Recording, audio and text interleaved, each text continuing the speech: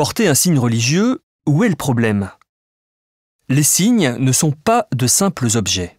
Ils ont un sens pour ceux qui les portent et pour ceux qui les voient. Ce sont des symboles qui expriment des traditions ou des choix idéologiques. Toutes les religions ont des signes de reconnaissance qui permettent d'identifier des croyants par ces marques d'appartenance. À l'inverse, des signes peuvent être utilisés pour stigmatiser une population, le signe religieux devenant infamant. Les signes religieux peuvent avoir une permanence à travers les siècles. La croix pour les chrétiens, le sceau de Salomon pour les juifs, l'étoile à 5 branches pour les musulmans. Mais ils peuvent aussi changer de signification. Le voile qui recouvrait autrefois la chevelure et les épaules des femmes juives et des chrétiennes n'est plus la règle en Europe. Aujourd'hui, certains musulmans le revendiquent comme une obligation religieuse. Le signe est même devenu un symbole pour les intégristes, alors qu'il est combattu par des coreligionnaires au nom de l'émancipation des femmes.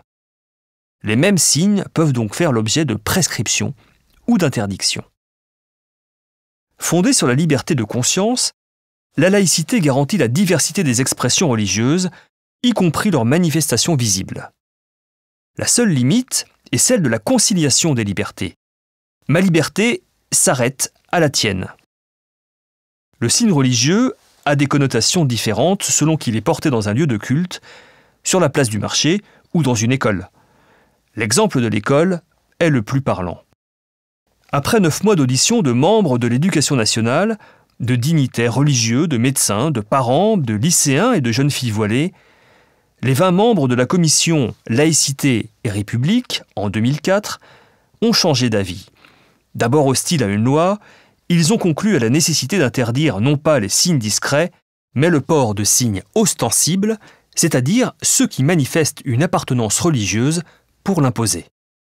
Des élèves de convictions diverses doivent pouvoir se consacrer à la liberté d'apprendre.